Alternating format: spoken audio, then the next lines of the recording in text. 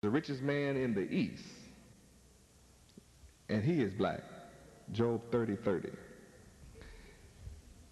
Job chapter 30, verse 30. He's the richest man that ever lived, and he's black. Read. My skin is black upon me. See? Let you know what color he is. Says that he feared Yahweh and hated evil. You want to be rich? Be black, fear Yahweh, hate evil. If you're black and poor, it's because you love evil and don't fear Yahweh. Praise Yahweh. Now, our father Abraham married a black woman in Genesis chapter 16, verse 3, and she was an Egyptian. And from this black woman, her name was Hagar, came the son Ishmael, and Ishmael is the father of all Arabs until this day. Their real name is Ishmaelites. All Arabs know this. They're Ishmaelites.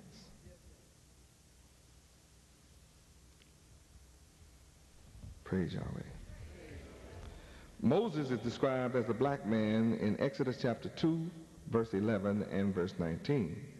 In verse 11, he's described as a Hebrew. He is a Hebrew. Praise Yahweh. And in verse 19, he looked like Egyptians. Egyptians are black to this day. Now let's go to Proverbs 1 and 1 and check out Solomon and David. Read. The Proverbs of Solomon, the son of David, king of Israel. Both are kings of Israel. Now let's turn to Psalms 119, verse 83. Psalms 119, verse 83. Read. For I am become like a bottle in the smoke, yet do I not forget thy statutes. Go build a bonfire, throw bottles in it. Every bottle becomes like smoke, meaning black. They all turn black. So David is what color? Now turn to Song of Solomon 1:5. The book of Song of Solomon, chapter 1, verse 5. What does Solomon say? I am black but handsome. I'm a good-looking black man. You know black men look good anyway. We're the best-looking men on earth. We have the best-looking woman on earth.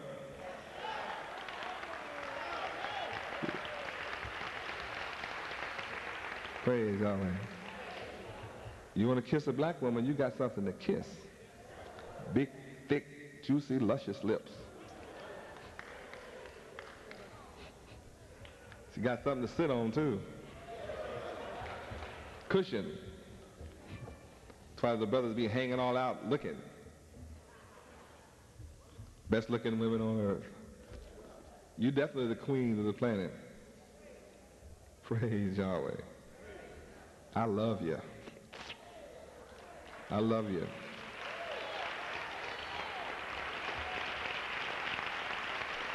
Praise Yahweh. Yahweh, the God of heaven, loves you too. And here we see the kings of Israel, Solomon and David, are black. The Bible says that Solomon is the wisest king that ever lived. 1 Kings 4, 30 and 31. 1 Kings chapter 4, verses 30 and 31 teaches you that Solomon was the wisest king that ever lived. He is world-renowned today for having built King Solomon's temple.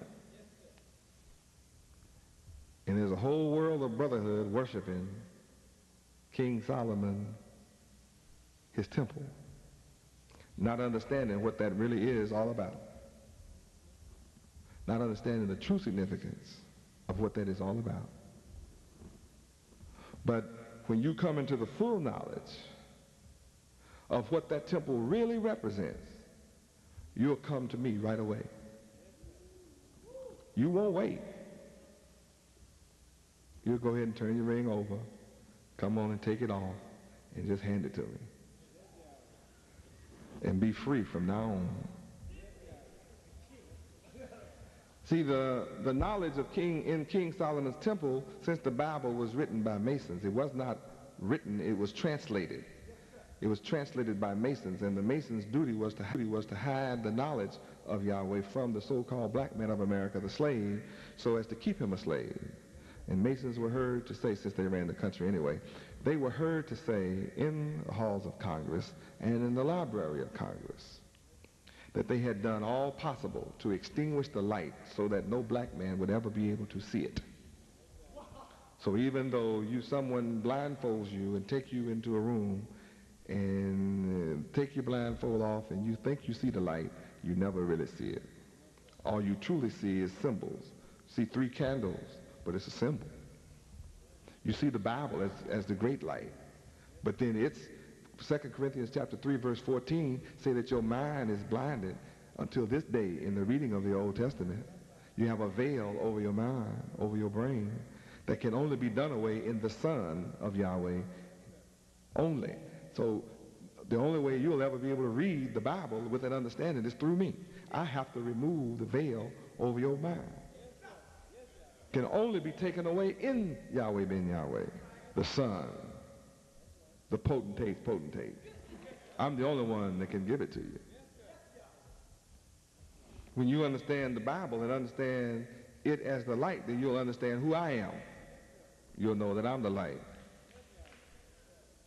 See, in the beginning was the Word was with Yahweh, and the Word was Yahweh, the Word. See, so you're on the right track when you find out the Bible is the Word, but you forgot to read John chapter 1, verse 14, which say that the Word become flesh. Then in John, it says if you don't believe that the Son is come in the flesh, you are Antichrist. John chapter 4, verse 1 tells you are anti-Yahweh, the God that you're studying about. If you don't believe I've come in the flesh. Back to John chapter 1, I am come in the flesh. And in John chapter 1, verse 12, I have the power to make you to become the sons of Yahweh. And in John chapter 1, verse 10, it tells you that though I made the world, I'm in the world, and the world knows me not. Why? Because you're blind. John chapter 5, verse 43 tells you, I come in my Father's name, Yahweh. I come in his name. If I came in my own name, you would receive me.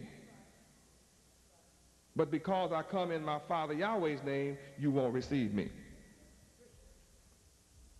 That's why the road to hell will be wide. But the straight gate, the road to heaven, is a narrow gate, and it's straight.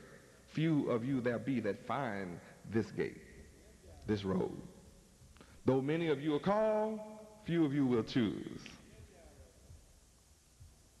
So I'm in the right place.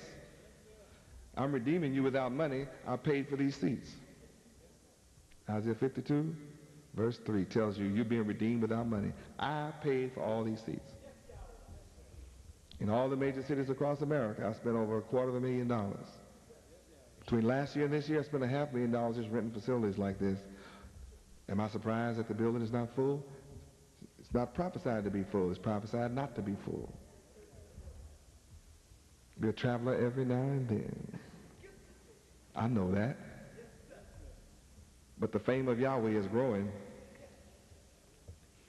So back to King Solomon. He used 3 grandmasters, 3,600 masters, 80,000 fellow crafts, 70,000 entered apprentices to build the temple. He needed the greatest architects of the time, Hiram of Biff, Hiram of Tyre. And then your knowledge teaches you that Hiram was hit in the head, buried in the west, the great architect. So it was incomplete. The temple had to be incomplete, though it was destroyed 3 times. This disappeared over 3,000 years ago. Yet Hiram was buried in the west. Who is Hiram? Hiram is the chief architect who was thrown away. You, the so-called black man of America, you are the Hiram that was buried in the west.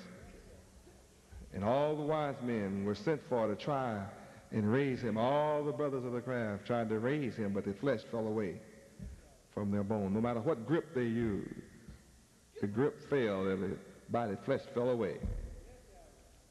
So they had to send back to get the wisest one of them all. And he had to come and raise Hiram. That's me. Many so-called black leaders have come to the hells of